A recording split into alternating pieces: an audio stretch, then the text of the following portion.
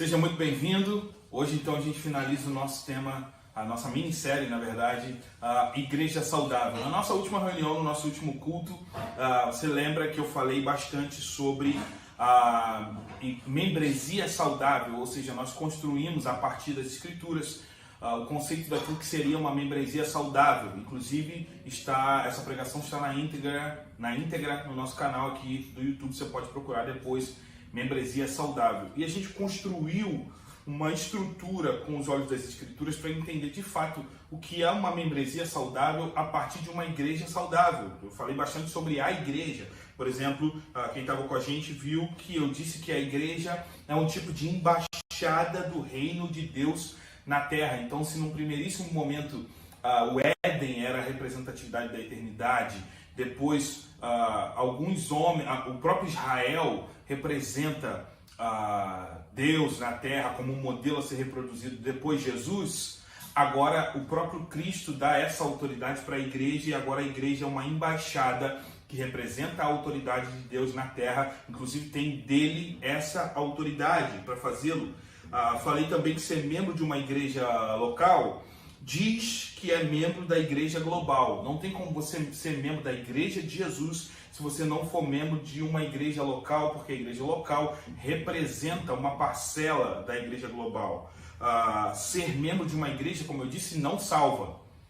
Não tem a ver com salvação, mas é o reflexo de que somos salvos. Então, se membrar a uma igreja não garante a sua salvação, mas todos aqueles que são salvos se membrarão a uma igreja necessariamente, porque esse é um modelo neotestamentário. E a gente ainda falou sobre o modelo, talvez o mais icônico modelo de igreja do Novo Testamento, que é o de Atos, no capítulo 2, onde a igreja está iniciando, está estabelecendo a sua cultura como comunidade. Se você for ler depois Atos capítulo 2, do versículo 42 ao 46, você vai lembrar que eu falei que a membresia é um corpo. Ao olhar para esse texto, você começa a configurar a membresia como um tipo de corpo, ou rebanho, ou várias outras associações que os escritores do Novo Testamento, Paulo sobretudo, faz para demonstrar a comunidade dos cristãos. Então, quando ele fala de corpo, quando ele fala de rebanho, ele está falando de um grupo, uma comunidade. Não apenas uma cidadania, mas a questão de que o filho se submete à família. Então, quando você vira membro de uma igreja, não necessariamente você é abraçado apenas como filho, mas além de ser abraçado como filho, você também é abraçado como integrante de uma família que tem direitos e deveres. Esse foi o prisma que a gente conversou na nossa última fala, e hoje então a gente vai falar sobre disciplina na igreja e o amor de Deus. Acredite, cara, disciplina na igreja é necessariamente a manifestação do amor de Deus. O problema é que a gente ouve muito falar essa palavra disciplina e acaba traduzindo ela, associando ela a coisas que não são benéficas. O conceito fica deturpado, inclusive isso é um mal do brasileiro, né? Deturpar conceitos de palavras. Nós temos muitas palavras hoje no nosso vocabulário que a gente utiliza com uma finalidade, mas na verdade é outra finalidade. E eu diria que a ignorância quanto a essa palavra e tudo aquilo que ela representa assusta os crentes. Essa que é a verdade. Todos nós, se você está com alguém aí, seu marido, sua esposa, seu filho, vira para ele e fala: todos nós precisamos de disciplina. Pode falar para ele aí, você precisa de disciplina. Eu preciso de disciplina. Todos nós precisamos de disciplina. Essa é uma verdade que está intrínseca no texto sagrado. Por quê, pastor? Porque nós não somos perfeitos. Nós falhamos. Você é perfeito? Você tem umas falhas de vez em quando? Então, seja bem-vindo para o time daqueles que falham. Todos nós somos falhos, então todos nós necessitamos do alto de disciplina para poder corrigir as nossas falhas. Nós não somos perfeitos e precisamos de um alinhamento periódico da parte de Deus. Precisamos de correção sempre. Nós, como homens, embora tenhamos conhecido a Cristo, estamos libertos da maldição do pecado, o nosso corpo ainda está exposto ao pecado pelo simples fato de estar aqui, de nós ainda estarmos aqui. Haverá um dia onde o pecado não terá domínio nenhum sobre nós, sobre o nosso corpo, sobre a nossa mente. No entanto, hoje ainda pecamos, por isso, hoje ainda erramos e precisamos ser corrigidos e disciplinados. Então, a disciplina é para todo mundo, a começar de mim como pastor dessa comunidade. Todos somos disciplinados e é necessário que isso aconteça. A obra de Deus em nós ainda não foi concluída, como eu falei, e é por isso que nós falhamos. Nós precisaremos de correção. E saiba, a correção não é má, a correção é incrivelmente boa. Você quer ver um exemplo muito didático? Você lembra quando você era criança? A maioria das crianças faziam isso. Eu, por exemplo, fazia muito isso. Pode ser que alguns não faziam. Mas quando você era criança, você tinha que comer, tua mãe botava comida no prato para você comer, e você mastigava lá com a boca aberta, né? E aí estava teu irmão, tua mãe, teu pai, e você mastigava com a boca aberta, e tua mãe falava para você: fecha a boca para comer, menino. Oxe! Fecha a boca para comer. Sabe o que tua mãe estava fazendo? Te dando uma correção, uma disciplina. Ela estava te preparando para que quando você fosse no futuro, quando você fosse um adulto, você não estivesse na mesa com a galera da tua empresa, todo mundo comendo e você abrindo a boca lá, falando e comendo, você está entendendo? Então tem que fechar a boca para comer, tua mãe estava te disciplinando. Outra é quando você ouvia falar: não, todo mundo vai para a rua. Não, mas você não é todo mundo. A tua mãe estava disciplinando você, estava trazendo ensino para você, ensinos que levam para algo muito proveitoso. Na hora da disciplina a gente não entende. Faz sentido agora? Na hora que você é disciplinado, você quer mandar a tua mãe para o espaço. Mas depois, quando as coisas começam a fazer sentido, você se lembra: caramba, minha mãe me disciplinou. Então, entenda, a disciplina é algo bom. A disciplina é necessária porque ela é boa. A disciplina forma a gente, conduz a gente para um caminho bom e leva-nos a uma conclusão de que foi bom ter sido disciplinado, foi bom ter sido ajustado e alinhado. Alguém perguntaria: pastor, ok, mas traduzindo isso para o conceito cristão, o que é disciplina na igreja? Ou, teologicamente dizendo, disciplina eclesiástica? E é óbvio, é mais detidamente essa parte que a gente vai falar aqui. Mas o que é uma disciplina eclesiástica, disciplina na igreja? Bom, o prisma inicial desse assunto é dizer que disciplina é parte do discipulado.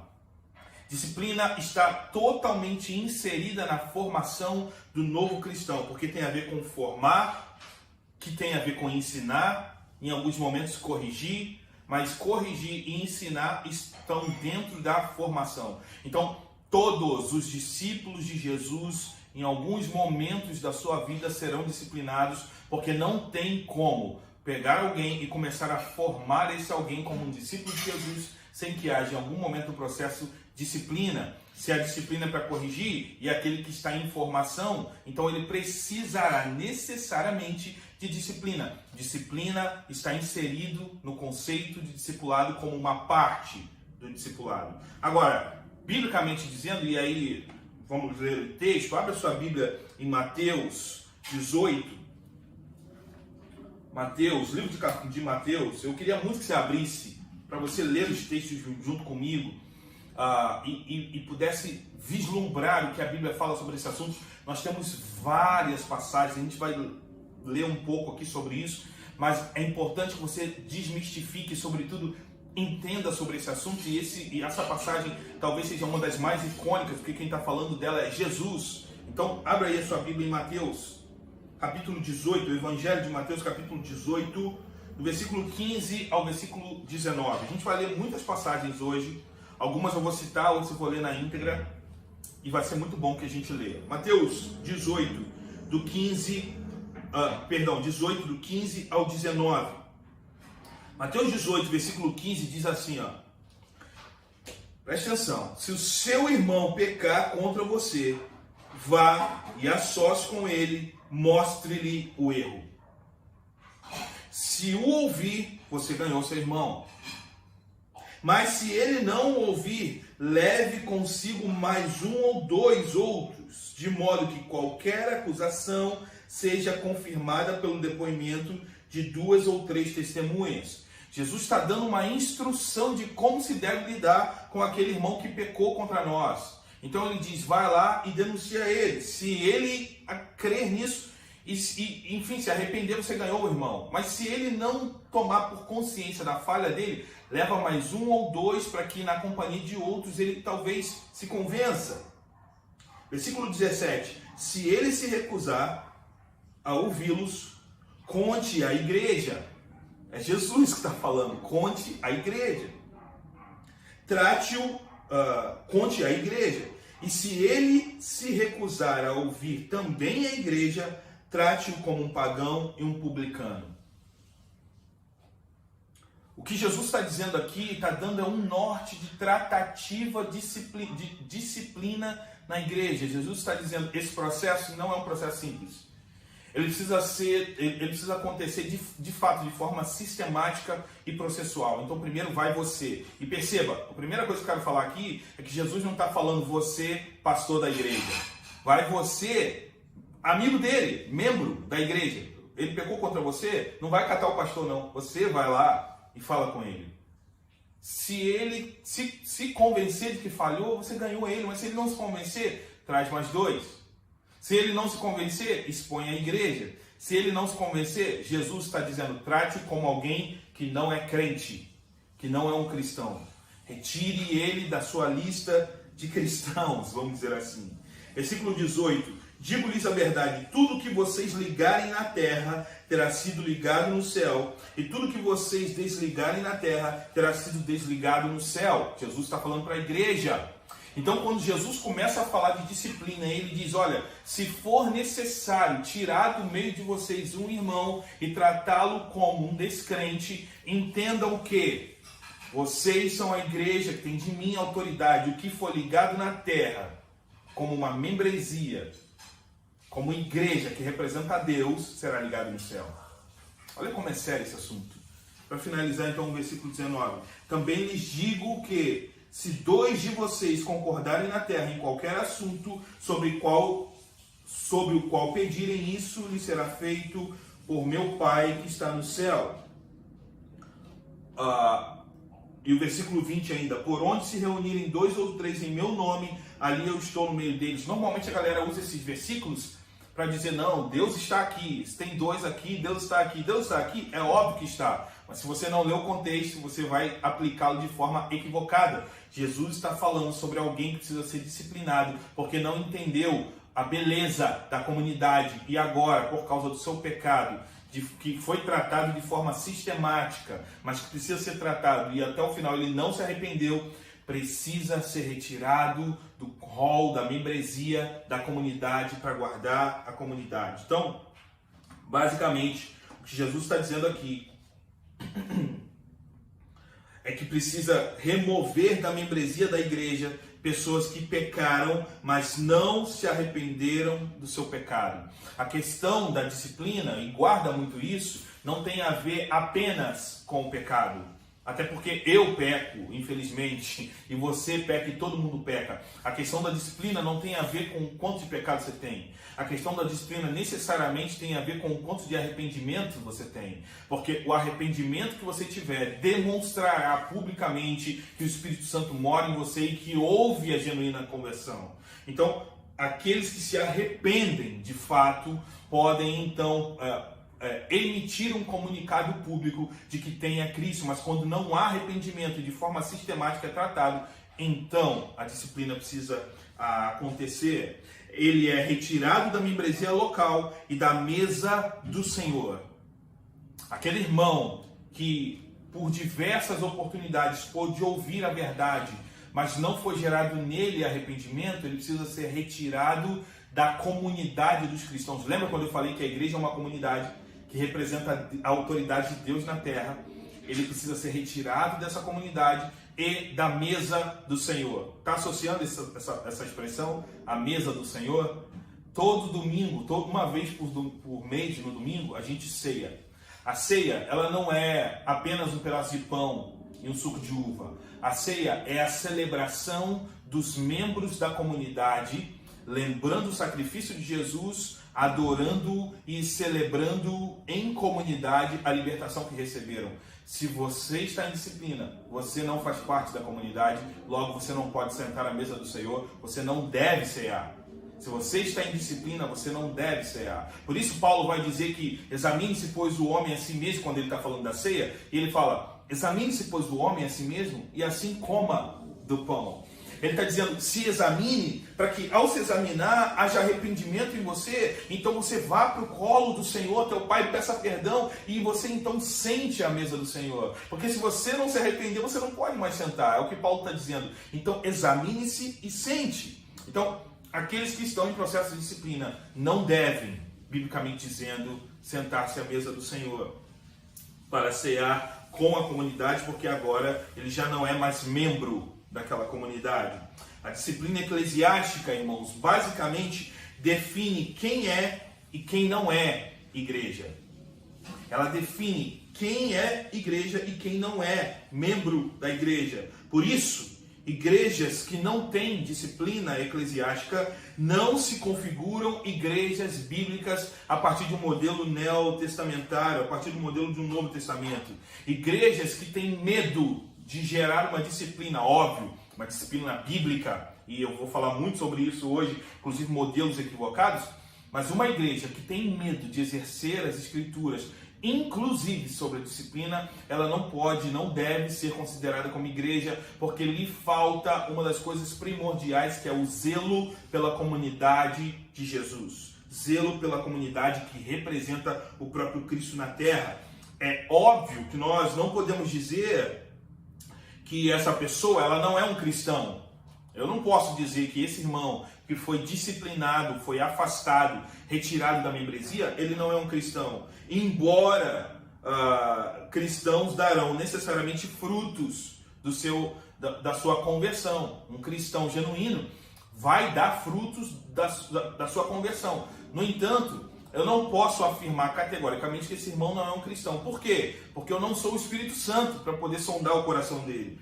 Nós não enxergamos como Espírito. No entanto, é o jeito da gente dizer, 2 pontos eu colocaria aí nessa compreensão. É o jeito da comunidade dizer, nós não podemos mais ceder o nosso nome e a nossa credibilidade no reino de Deus e corporativo para afirmar que essa pessoa é um cristão. Por isso, o trataremos como não cristão.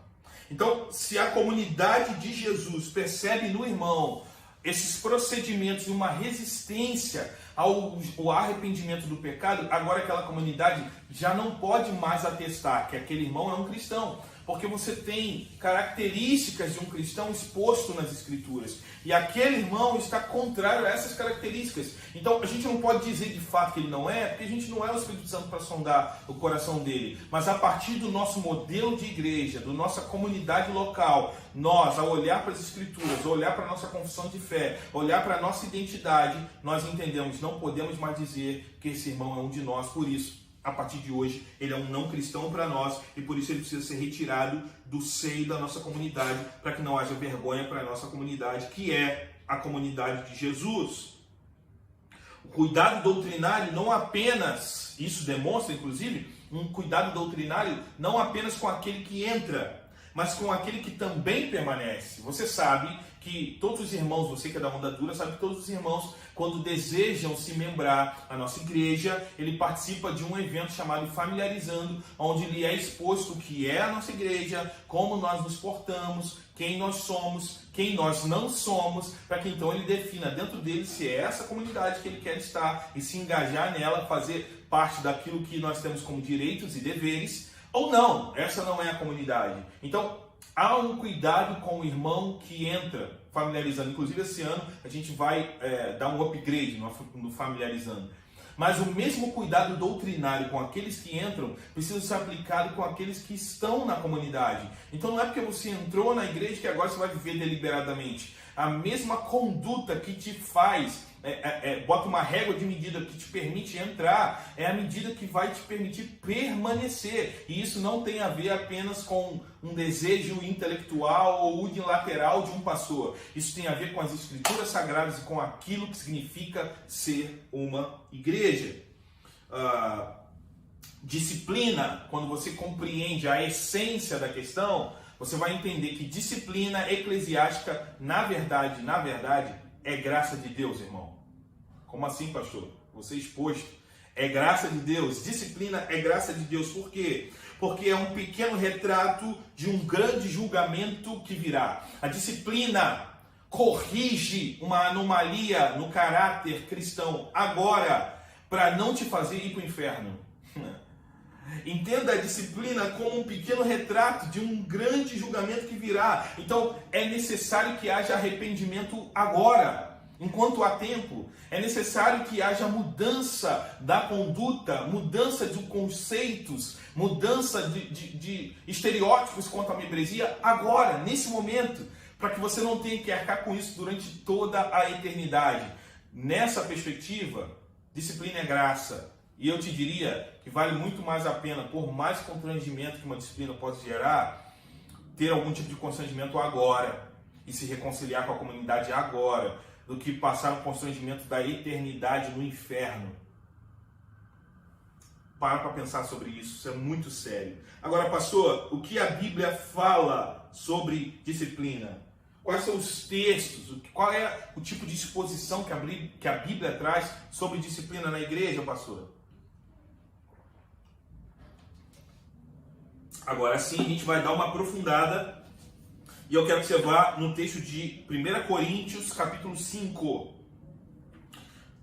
Primeira carta de Paulo à igreja da cidade de Corinto. 1 Coríntios, capítulo 5. E a gente vai ler todo o capítulo, ok? Então eu não vou procurar não dar pausas para a gente entender o que Paulo está colocando nessa igreja. Você sabe que a igreja de Corinto era uma igreja muito problemática.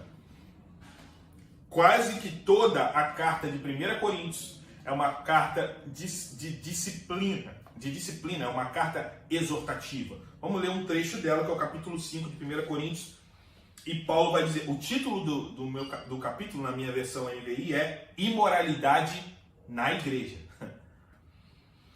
Por toda parte, Paulo está dizendo a respeito dos coríntios, por toda parte se ouve que há imoralidade entre vocês, imoralidade que não ocorre nem entre os pagãos, ao ponto de um de vocês possuir a mulher do seu pai. Paulo está dizendo, a imoralidade que está no meio de vocês ganhou fama, e tem um caso de um cara que está dormindo com a mulher do pai dele. Ele está falando para a igreja, tá? É a igreja da cidade. Versículo 2. E vocês estão orgulhosos. Não deviam, porém, estar cheios de tristeza e expulsar da comunhão aquele que fez isso? Apesar de eu não estar presente fisicamente, olha o que ele vai colocar aqui. Apesar de eu não estar presente fisicamente, estou com vocês em espírito. E já condenei aquele que fez isso como se estivesse presente aí com vocês. Quando vocês estiverem reunidos em nome do Senhor Jesus, estando eu com vocês em espírito, estando presente também o poder do nosso Senhor Jesus Cristo, olha o que Paulo fala, entreguem esse homem a Satanás, para que o corpo seja destruído e seu espírito seja salvo no dia do Senhor. Olha como é sério isso que Paulo está falando. Esse cara precisa ser extirpado da comunidade. E vocês não estão fazendo nada. Ele está dormindo com a mulher do pai. Isso está acontecendo dentro da igreja e vocês não fazem nada. É o que Paulo está dizendo. Quando eu estiver em espírito com vocês, eu vou dizer que esse cara precisa ser retirado, entregue a Satanás. Continua a leitura, versículo 6. O orgulho de vocês não é bom. Vocês não sabem que um pouco de fermento faz toda a massa ficar fermentada? Livrem-se do fermento velho, para que seja massa nova e sem fermento como realmente são. pois Cristo, nosso Cordeiro Pascal, foi sacrificado.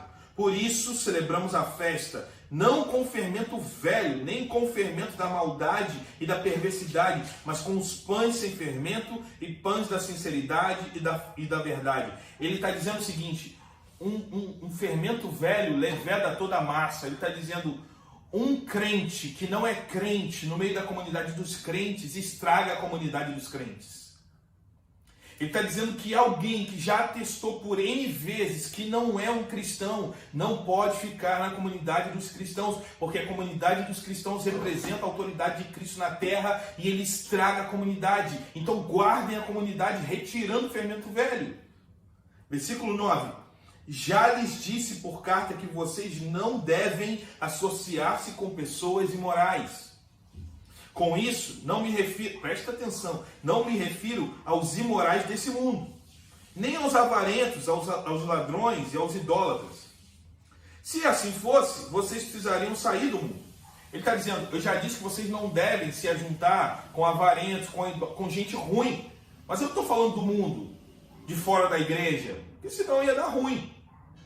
Versículo 11. Mas agora estou lhes escrevendo que não devem associar-se com qualquer um que, vírgula, dizendo-se irmão, seja imoral, avarento, idólatra, caluniador, alcoólatra ou ladrão. Com tais pessoas, vocês nem devem comer. É agressivo demais, pastor. Não é agressivo, não. Não é agressivo, não. Você quer ver? Paulo aqui, ele não está dizendo tudo isso porque ele tinha ódio do irmão que estava, que nem é irmão, né? Que estava deitando-se com a mulher do pai. Paulo não tinha ódio desse cara, mas ele estava dizendo a respeito do engano que esse cara estava tendo, achando que ele poderia continuar sendo chamado cristão. Esse cara estava se deitando com os pais dele, com a mulher do pai dele. A igreja, os líderes, a membresia, os irmãos não faziam nada. E com isso, esse cara estava achando que não tinha problema ele se deitar com a mulher do pai, porque ele poderia ter sido aceito. Essa é a indignação de Paulo. É achar que por um lado, a gente tem cristãos que morreram decapitados, queimados em praça pública, morreram entregues aos leões porque não negaram o sangue de Jesus, não negaram o nome de Jesus. Agora esses irmãos acreditavam que pelo fato de ele estar inserido na comunidade, ele poderia fazer qualquer coisa e permanecer. Paulo está indignado. Essa é a indignação de alguém que ama as Escrituras, que ama aquilo que representa no céu, que ama aquilo que representa na terra. Como representante do reino de Deus, é necessário temor e zelo com aquilo que somos, irmãos. É necessário temor e zelo ao levantar as Escrituras. É necessário temor e zelo se transformar em um cristão, porque você não se representa. Você representa o reino de Deus na terra, na comunidade, e será extirpado da comunidade se você não obedecer aquilo que as Escrituras dizem como pauta de quem precisa ser um cristão. É o zelo que a comunidade precisa ter, não por uma pessoa, mas em levar adiante o nome que carrega. Isso é muito sério. Isso é muito sério. Como pastor de uma comunidade, eu me refiro à comunidade em que eu lidero, em que eu sou pastor. Cara, isso é muito sério. É muito sério, é sério demais. O outro problema, e eu já citei ele aqui, é que ao fazer nada, a igreja o faz pensar que não haveria problema. Você leu na passagem anterior de Mateus, onde Jesus não está falando para o pastor, para o sacerdote, para o líder. Jesus está falando para o irmão. Por quê? Porque você precisa compreender que o processo de disciplina começa na membresia. Você não deve esperar que o pastor vá necessariamente até o irmão primariamente, mas a igreja participa desse processo. Então, a repreensão de Paulo também é para os membros da igreja, que não faziam nada, que deixavam ele acreditar que de alguma forma não tinha problema, que não tinha problema nenhum. Nesse caso aqui, a disciplina é ajudar a pessoa iludida a ver a verdade. Entenda, a ideia da disciplina não é retirar ninguém da igreja. A ideia da disciplina é conscientizar o irmão de que ele não pode sujar o nome da igreja, que ele não pode sujar o nome de Jesus. A ideia da disciplina é ser pedagógica, exortativa, sempre com o objetivo de gerar arrependimento. Se esse irmão se arrepende, ele volta para o seio da comunidade. O nome de Cristo é glorificado e nós seguimos como comunidade. Mas se ele faz de novo, se algum outro irmão faz, e a gente segue aquela máxima que o próprio Jesus apresentou, e então ele não se arrepende, será retirado da comunidade como uma forma de guardarmos o nome de Jesus que a comunidade carrega. Abra sua Bíblia em Gálatas capítulo 6. A gente vai ler alguns versículos para que isso fique muito massificado na sua mente. Gálatas capítulo 6, versículo 1. Gálatas 6:1 diz: irmãos, se alguém for surpreendido em algum pecado, vocês, está falando para a igreja, que são espirituais, deverão restaurá-lo com mansidão. Cuide, porém, cada um, para que também não seja tentado. Então, olha o que o Paulo está dizendo nesse lugar. Primeiro momento, ele está dizendo que é uma responsabilidade da membresia. Restaurar o irmão. Você não pode ver o irmão pecando e você, tô nem aí, né? É a síndrome de Caim, que vira para Deus e diz: por acaso sou o guardador do meu irmão? Sim, você é o guardador do seu irmão. Então, esse versículo ele é muito peculiar, porque ele está dizendo primeiro da questão da restauração, mas restauração com mansidão. Então não é chegar e dar pancada no irmão e excluir o irmão. Não, é com cuidado, é com amor, é com zelo, mas o objetivo é restaurá-lo. Então restaure-o, exorte-o, cuide dele, mas com amor e com mansidão. Assim como o pai está envolvido na disciplina do filho, você cristão, membro da comunidade, está envolvido na disciplina na igreja. Entender isso é fundamental. Assim como um pai cuida de um filho, disciplinando ele, você, membro comum de uma comunidade, está inserido no processo de disciplina em amor ao irmão, para restaurar o irmão, visando então o momento onde ele estará totalmente, plenamente restaurado. Foi Jesus quem deu toda a autoridade e que incumbiu a igreja, que incumbiu a gente como comunidade de fazer isso. A autoridade que nós temos para isso foi Cristo que deu. Então é preciso que você tome a autoridade que Jesus te deu como comunidade, como membro da comunidade, e exerça essa autoridade. Por quê? Porque foi Jesus que tem toda a autoridade que te deu, que te incumbiu de fazer isso. Se um irmão pecar, fale com ele. É o que diz o texto de Provérbios 27:6. Se um irmão pecar, fale com ele. Isso é amizade. Provérbios 27, versículo 6. Se um irmão pecar, fale com ele.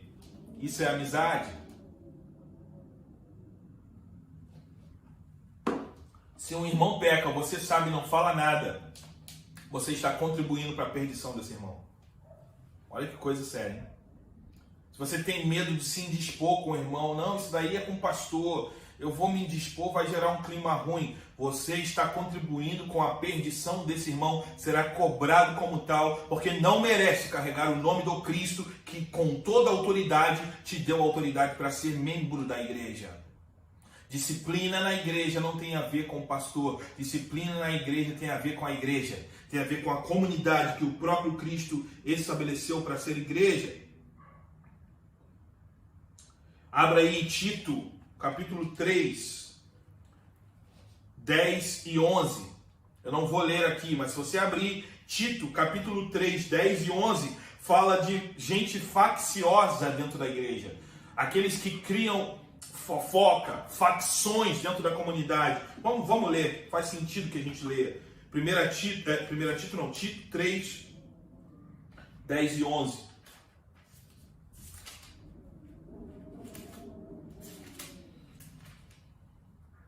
Tito 3, 10 e 11 diz assim, ó.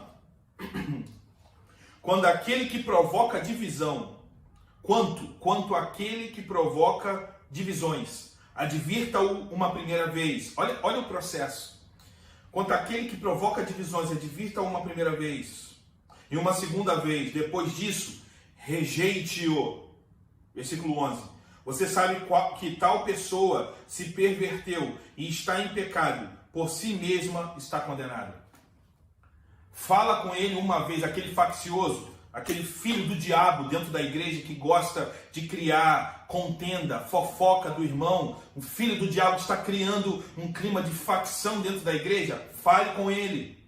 Fale uma vez, fale duas vezes. Se ele não te ouviu, se afaste dele. É o que Tito está dizendo aqui, é o que Paulo está dizendo para Tito nessa carta. Se afaste dele. Rejeite-o. Você sabe que tal pessoa já se perverteu, está em pecado, por isso mesmo está condenado. Então, é necessário que você entenda que o faccioso precisa ser combatido ao ser repreendido e se afastando. Afaste-se dele. Fale uma vez com amor. Fale a segunda vez com amor. Se ele não se arrependeu, se afaste. Não sou eu que estou dizendo. É o Paulo nas Escrituras Sagradas. 1 Timóteo capítulo 1, 18. Abre a Bíblia aí, volta algumas páginas. 1 Timóteo 1, 18. Vamos ler a Bíblia hoje, para você entender como é bíblico o assunto disciplina. 1 Timóteo 1, 18 ao 20.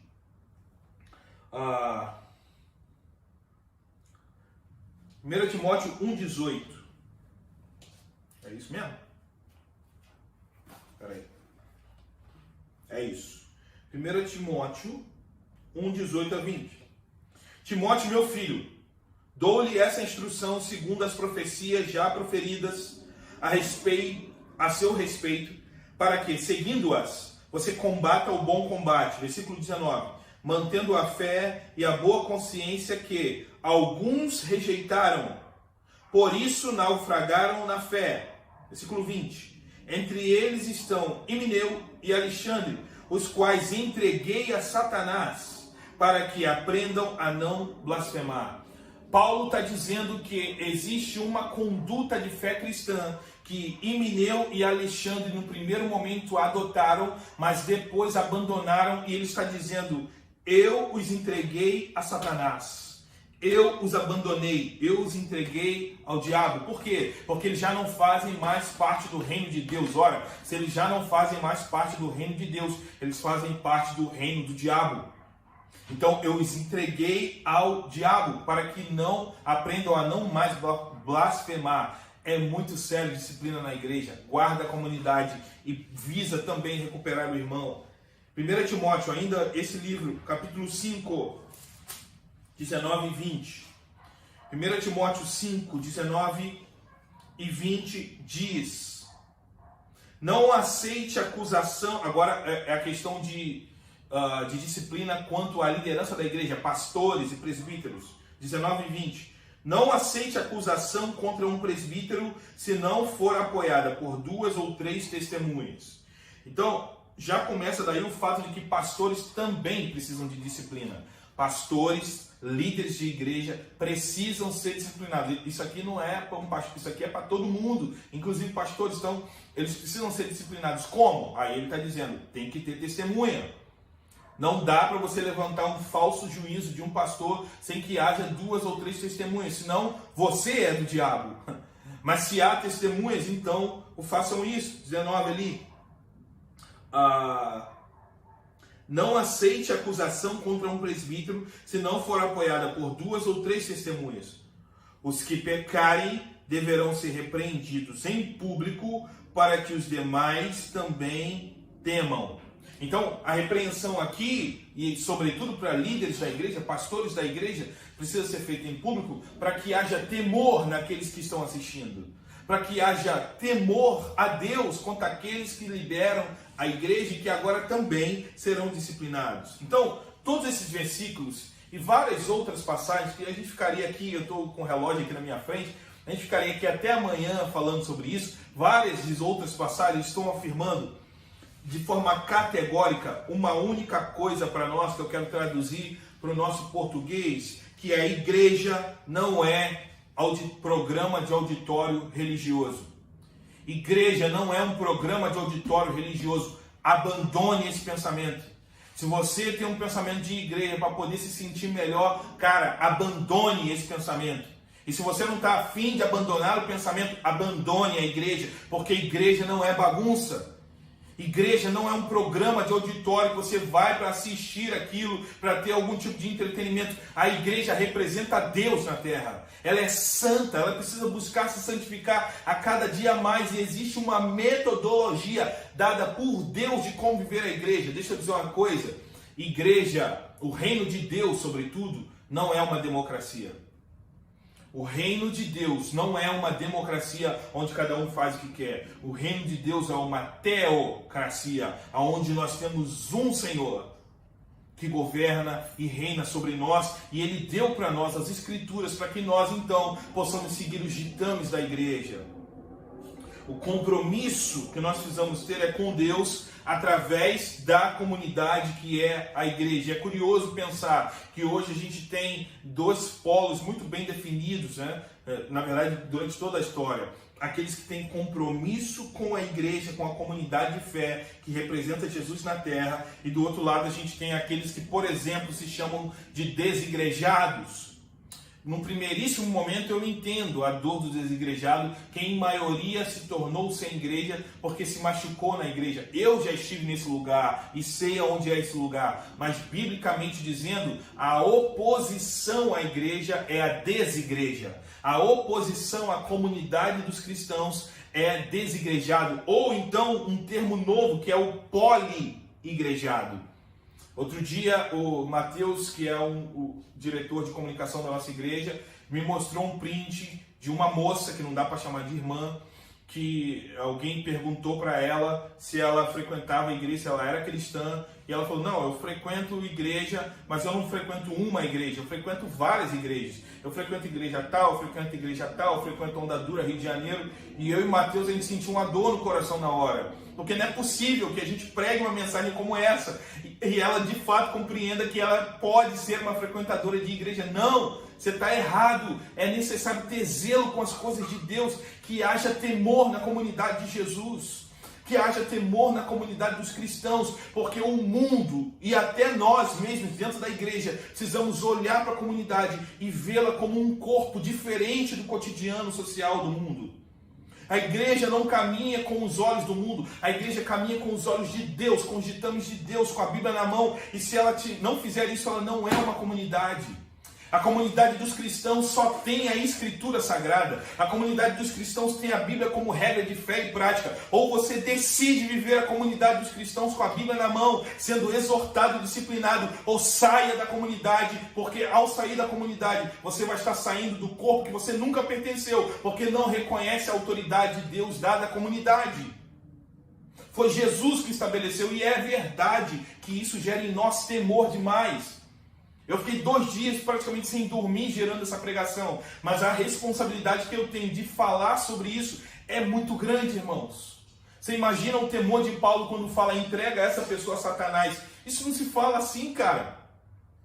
Eu estava lendo um livro sobre disciplina, onde o pastor estava dizendo que ele teve que disciplinar o amigo dele e ele sentiu dores de estômago durante toda a noite. Por quê? Porque não é fácil, não é simples. Eu já exerci disciplina aqui na igreja.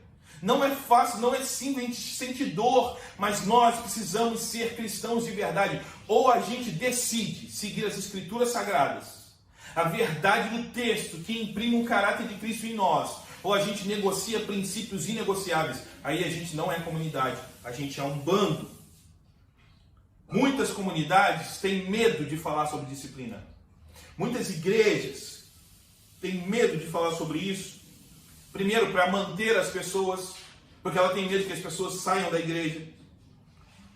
Outras têm medo de falar sobre isso, porque ao perder as pessoas que sairão da igreja, perderão o seu dinheiro, suas contribuições financeiras, seu dízimo e oferta na igreja. Muitas delas até acreditam na disciplina, mas não falam. Não falam por medo. E aí a gente começa a perceber que o compromisso dessa comunidade não é com o Cristo, não é Cristo que reina na comunidade. Porque se eu pego o texto sagrado e começo a adaptá-lo à minha realidade, e ele não serve para todo mundo, eu estou manuseando a partir da minha percepção aquilo que é disciplina. Aí se torna eu como disciplinador apenas exclusivo, independente da Escritura. Está errado, é pecado. Inclusive, a gente vê, por causa disso, muitos equívocos de disciplina. Tem muito pastor, muita igreja, muita comunidade que erra ao disciplinar, ao não analisar as escrituras e fazem de qualquer forma, de qualquer jeito, para machucar, para ferir. E isso gera, por exemplo, o desigrejado. É óbvio que isso não justifica a posição do desigrejado, mas o que eu quero dizer é que existem abusos. É fato. Existem muitos abusos. E por isso pode haver falha na disciplina. Não deve haver. É pecado que haja falha ao disciplinar. Mas pode haver falha na disciplina. Por isso precisa ser trabalhada sempre, caso a caso. Na nossa igreja, por exemplo, como comunidade aqui, nós trabalhamos a disciplina caso a caso. Cada caso é um caso. Vai exigir de mim, primariamente, como pastor, mas também de toda a comunidade, examinar, para então nós podermos, com a Bíblia na mão, advertir aquele irmão, honrar a Deus a partir da disciplina, mas cada caso é um caso que precisa ser analisado com muito amor e com muito cuidado. A intenção da disciplina, como eu venho falando, não é ferir o irmão necessariamente, mas se o ferir, primariamente é de acordá-lo, é de fazer ele acordar, é de fazer ele abrir os olhos, tirá-lo do lugar de dormência. Irmão, acorda, cara. Acorde, você está vivendo uma vida de pecado, você faz parte de uma comunidade que representa Jesus, você conheceu Jesus, acorde. E se ele não acorda, vem você, me ajuda a convencer ele, porque dois eles conseguem ver melhor, então, cara, vamos convencer ele. Ou então levam para a igreja, a comunidade, vamos alertá-lo por causa do amor. Nós queremos que ele acorde, que ele desperte da sonolência do pecado, para que ele volte ao seio da comunidade. Aqueles que retornam geram celebração na comunidade. É dia de festa quando o irmão que estava afastado, disciplinado, retorna para o seio da igreja. Nós precisamos celebrar isso, mas nós também precisamos prezar pela sã doutrina. Prezar por aquilo que muitos morreram antes de nós para preservar. Agora, se a disciplina tem essa perspectiva nas Escrituras Sagradas, todas essas que eu coloquei, elas são todas verdadeiras?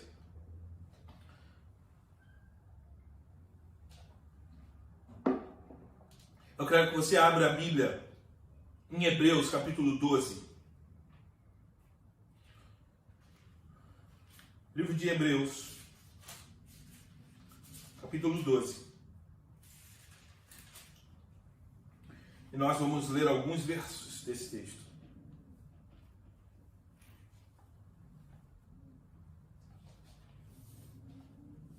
Abriu aí?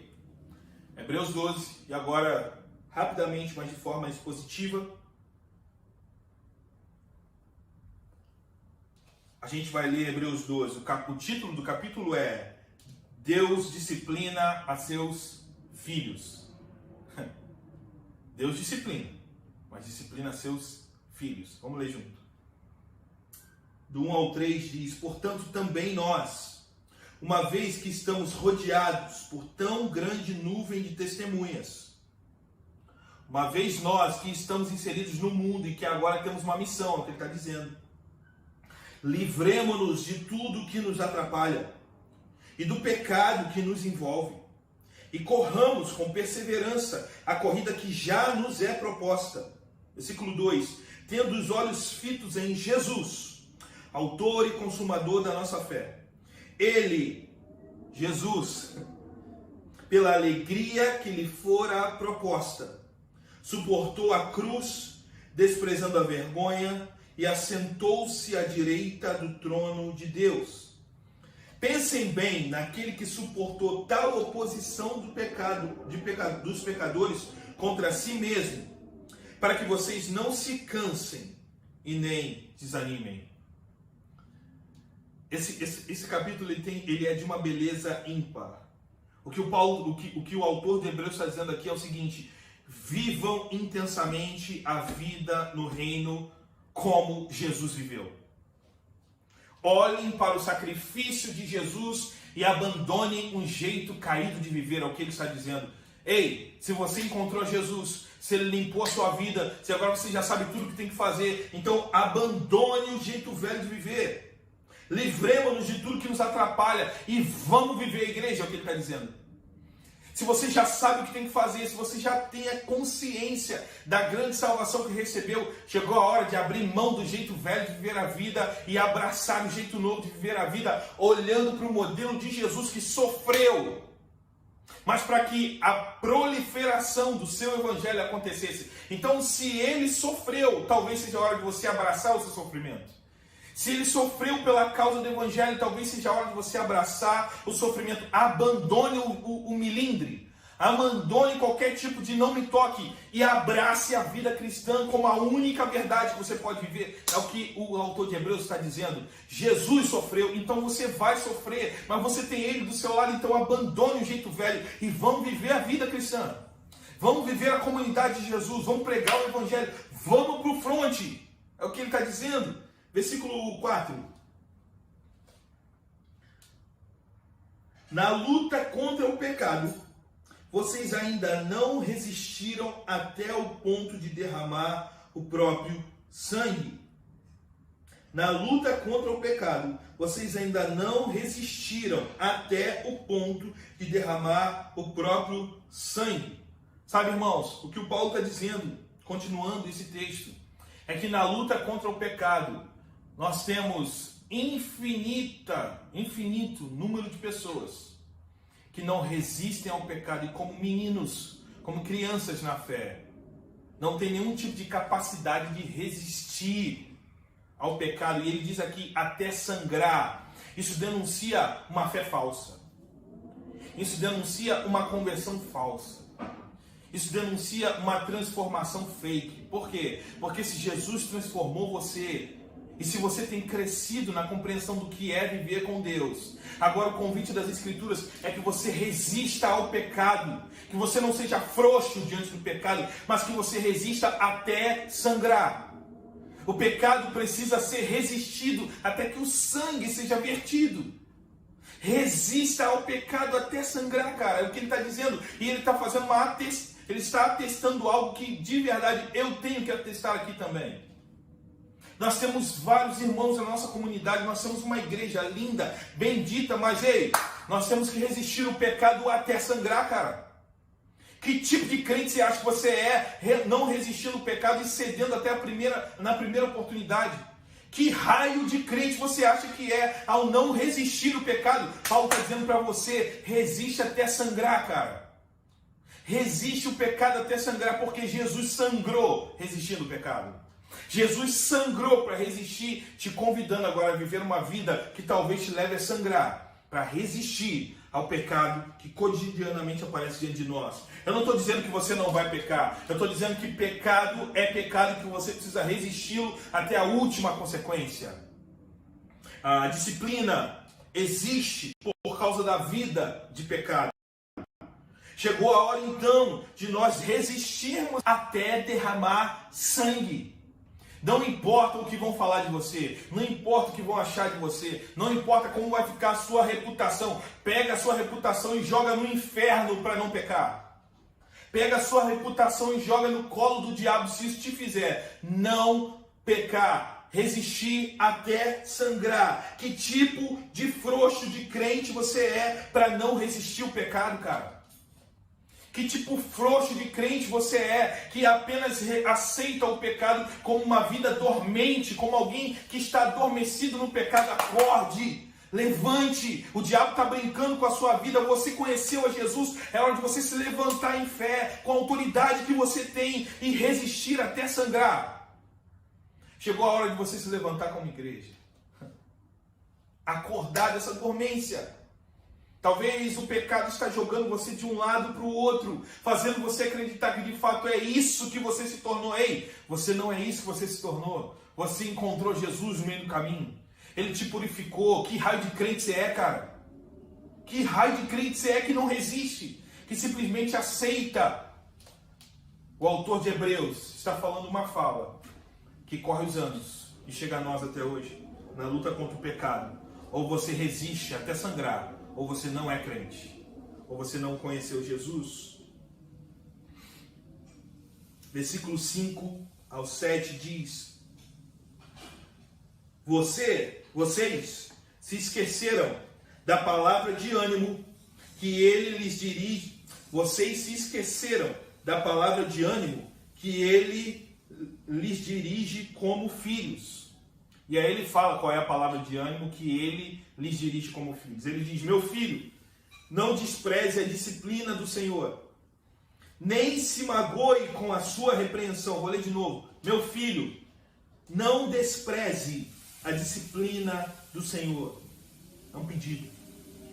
Nem se magoe com a sua repreensão, pois o Senhor disciplina a quem ama e castiga todo aquele a quem aceita como filho.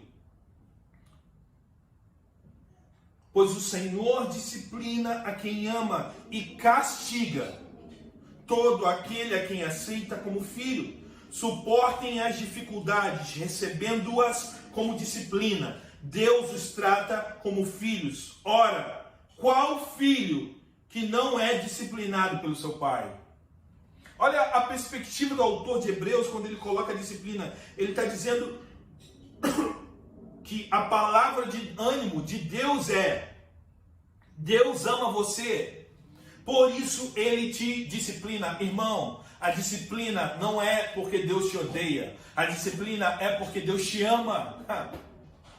A disciplina só existe porque Deus ama você. Qual é o pai que não disciplina um filho para que ele seja melhor? O pai tem uma perspectiva ampla, então ele vai ter que corrigir o filho, para que daqui a pouco o filho veja a arapuca que ele se meteu e ele consiga então sair dela dizendo: meu pai me ensinou. Deus está te disciplinando, mas para te corrigir e te ensinar, porque ele é teu pai. Ele te ama e é por isso que ele disciplina. A palavra de ânimo que Deus está dizendo para nós é: ele te disciplina, eu te disciplino porque eu te amo. Por isso, o convite de Paulo, do autor de Hebreus, é o meu convite. Aceite a disciplina. Aceite a disciplina. Aceite a disciplina, porque ela não vem de homens, ela vem de Deus que te ama. Aceite a disciplina. Que pai ama e não corrige o filho?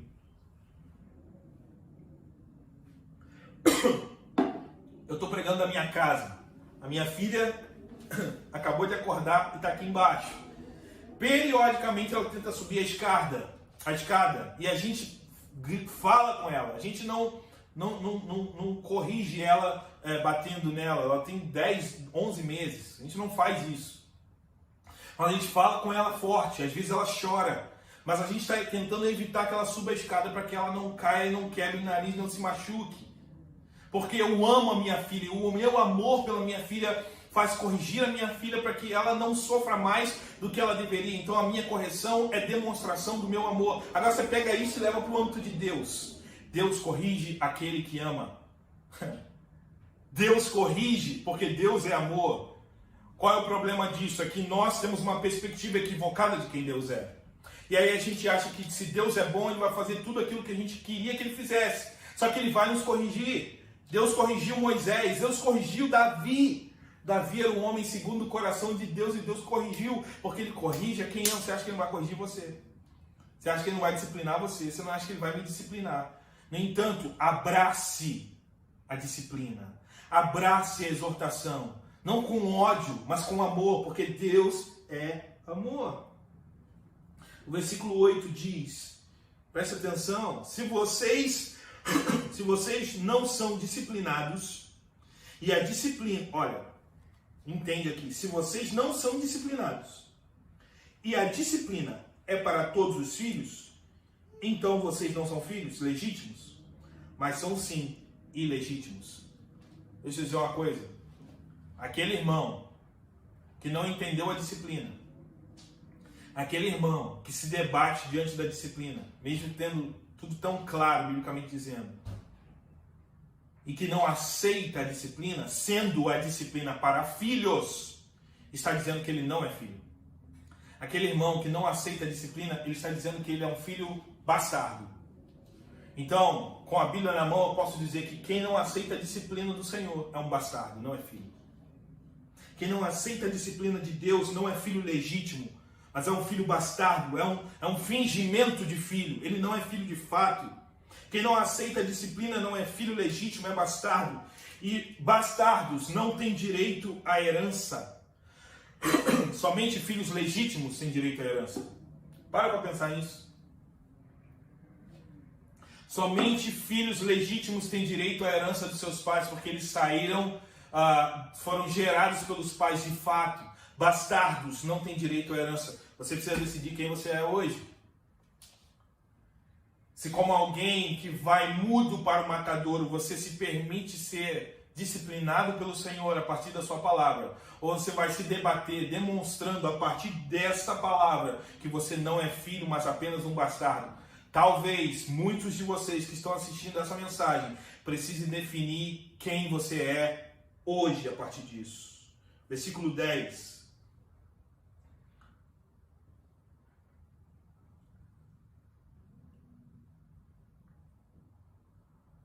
Versículo 10. Nossos pais nos disciplinavam por curto período, segundo lhes parecia melhor. Mas Deus nos disciplina, presta atenção, para o nosso bem, para que participemos da sua santidade. Veja, o que Deus faz conosco, diferente dos pais, né? O pai corrige apenas para o nosso bem, sim, é legal isso, mas Deus nos corrige com um propósito. Deus nos disciplina para o nosso bem, mas para que participemos da sua santidade. Sabe, irmão, você não entendeu o que era disciplina. Você entendeu errado o que era disciplina. A disciplina é Deus te levando para um lugar de ser santo.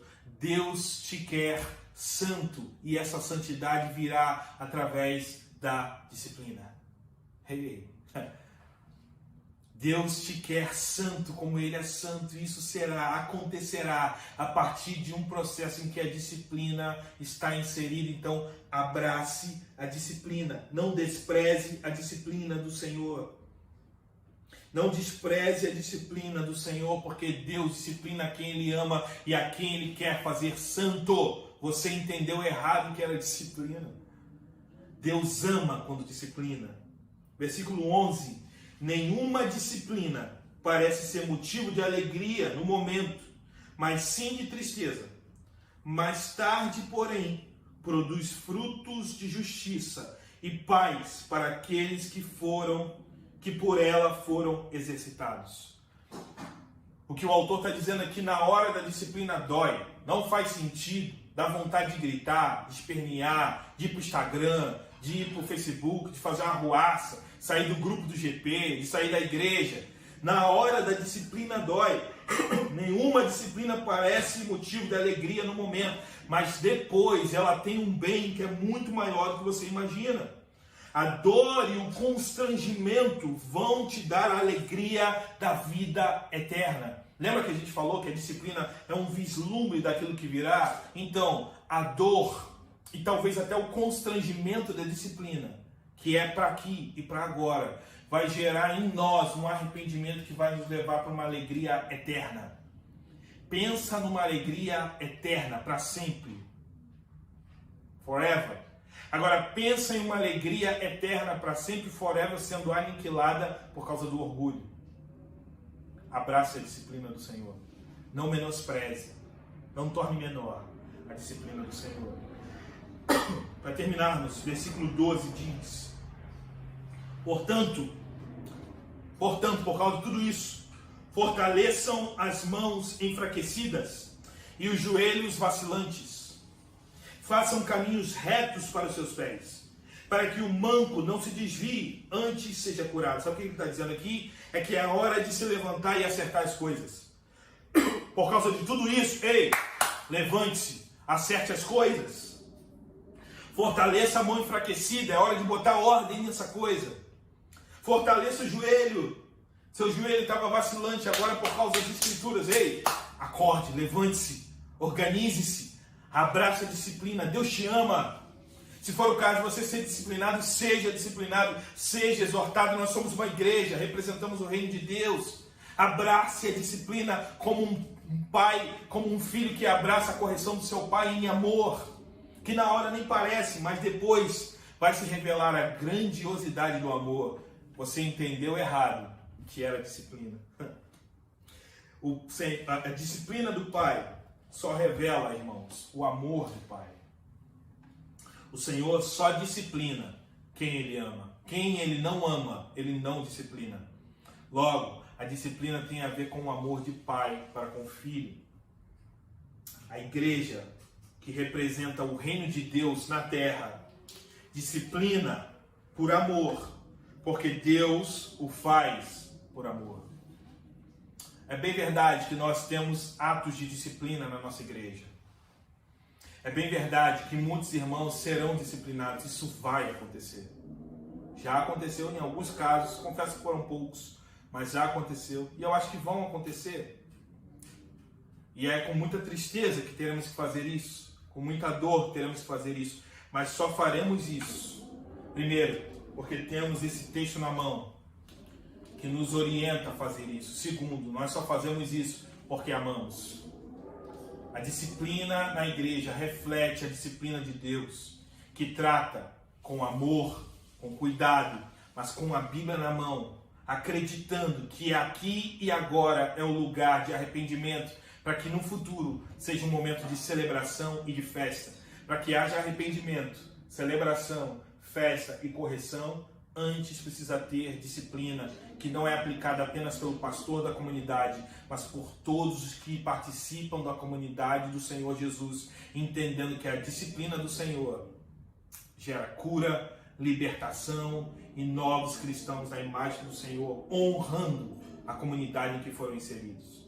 Preste atenção, em Salmo 94:12 diz: como é feliz o homem a quem disciplinas, ó Senhor. Agora é Salmo que eu estou falando, tá? Como é feliz o homem a quem disciplinas, ó Senhor. Aquele a quem ensinas a tua lei. A quem ensinas a tua lei. Tranquilo enfrentará os dias maus. Sabe? Um Deus que não disciplina, possivelmente não é um Deus a ser seguido. Porque o reino desse Deus será uma desordem. Então Deus traz ordem para o seu reino a partir da disciplina, mas com o amor de um pai que abraça um filho. E o salmista diz: como é feliz, ó Senhor, aquele a quem você disciplina. Aquele que você disciplina, Deus, ele é muito feliz,